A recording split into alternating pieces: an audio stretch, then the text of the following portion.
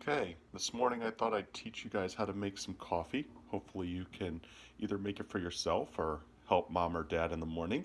So I always make a full pot for my wife and I. So now you always want to make sure with coffee that you use cold water, okay? You don't start with hot water. That's not how the machine works and that's not how you get the best cup of coffee, okay? So like I said, I fill it all the way up to that 12, all right? And here it goes. And I start pretty much every day with this. And here we go. And now you can see the filter I already put in, but you pour it in the back. There you go. And you have to do it slowly or it'll spill. All right.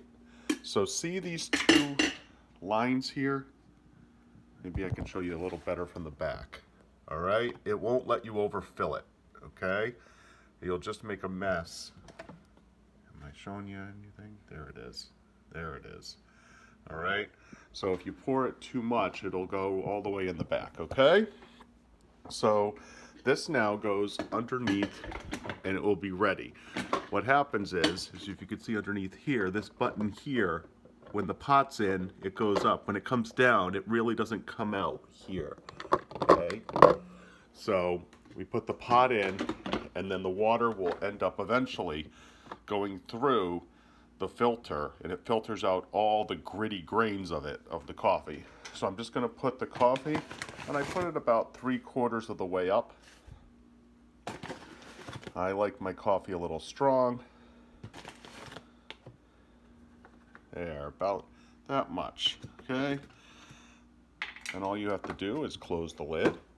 And I always unplug my coffee pot. And I'll show you why in a second. So see here, there's a clock. I don't need a clock on my machine. And if I kept it plugged in, it will always be on, at least in some aspect, right? So to save electricity, I always unplug my coffee pot when it's done. Now this coffee, you just hit the start button, the brew button. It's brewing. I know it's a little faded, so I've had this for a while, and I like stronger coffee. Usually a lot of machines have regular or strong, all right?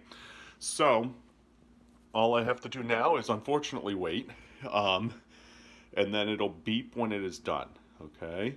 So you won't hear that part because I'm not gonna have a 5-minute video on that. And then it stays on for 2 hours and then it automatically shuts off just in case somebody forgets it. You don't want it on all day with burnt coffee because this part here stays hot to keep it hot for you to drink, all right?